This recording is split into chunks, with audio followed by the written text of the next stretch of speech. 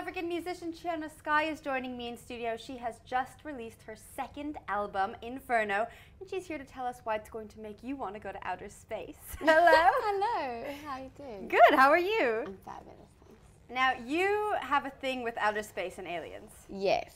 Well, I think for this album, definitely for Inferno, because I really wanted to make it, obviously the sound I'm going for the album is really like disco pop funk, and we try to make it really modern in this day and age with like the influence of space and everything like outer space and you know, galaxies and planets, and like creating my own little planet which called Inferno, you know, and adding on like space sounding synths and from the drums sounding spacey, and like just like the whole feel in music to kind of make it really relevant for, you know, this day and age. What would your own little planet look like? I think Inferno would be, it's definitely a love planet, you know, the planet of love. Oh.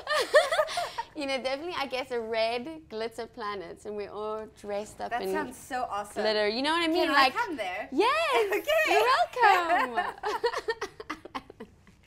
All right, your debut album came out in 2012. This album came out last month. What's going on for you from 2012 to now? What can we expect from the album?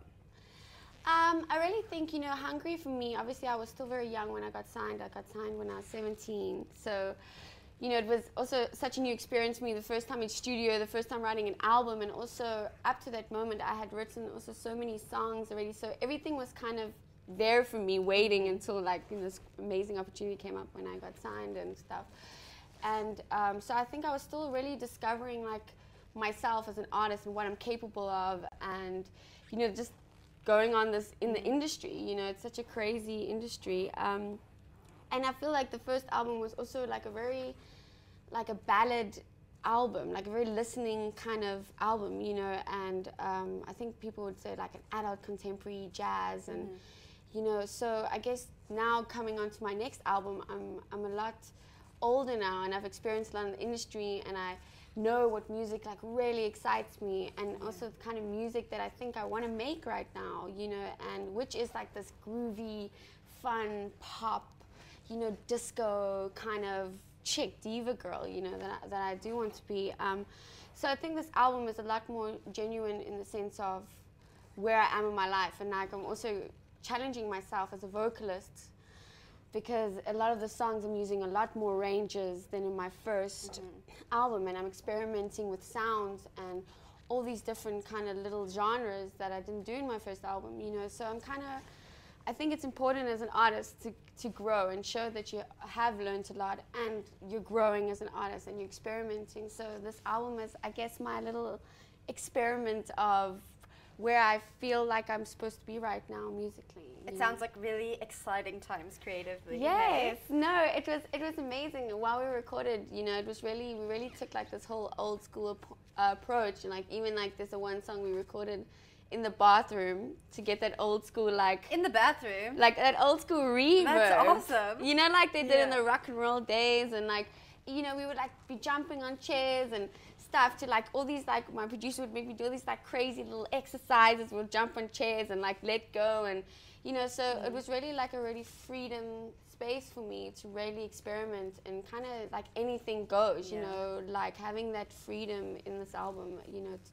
So it was exciting. It sounds like you really know where you are musically now and who you are musically. What was it like being thrown into the industry at such a young age?